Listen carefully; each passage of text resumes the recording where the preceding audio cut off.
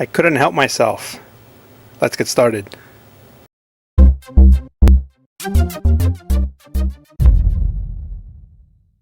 You've heard me in previous videos talk about doing a technology purge, getting rid of old stuff, and maybe also making a couple bucks on the side to replenish my project fund. This is kind of the opposite of that.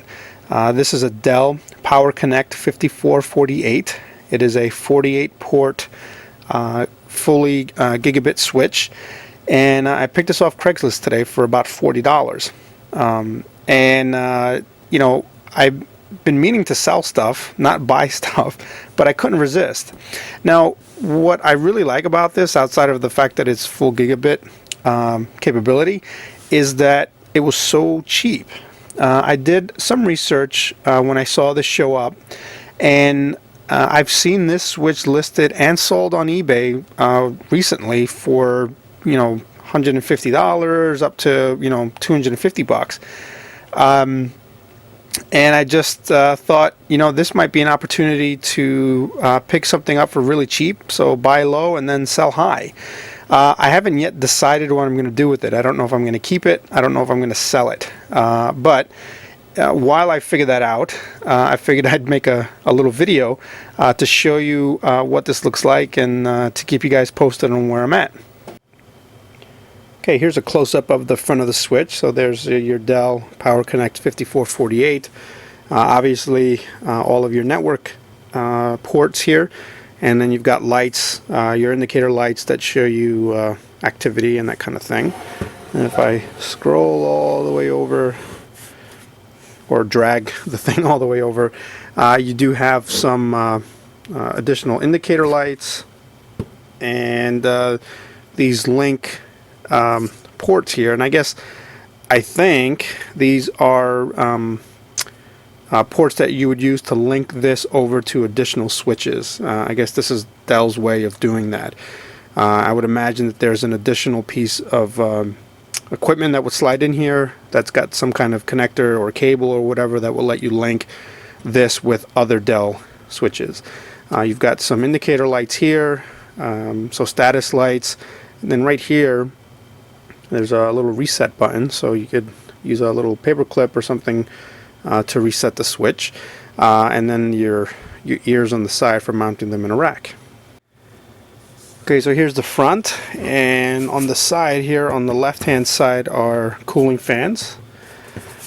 On the back, you've got a little console port. So this is a 9-pin serial, and if you can kind of make out there, that's your settings that you would use for like HyperTerminal or some kind of terminal program to manage this guy directly.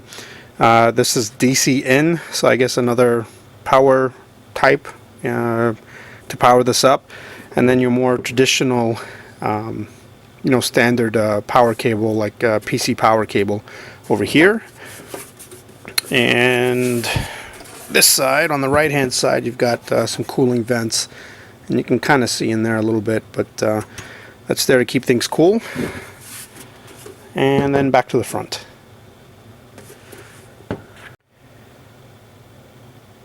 Okay, let's do a little power test here. I've got a network cable plugged into one of the ports, so we can see some activity lights, hopefully.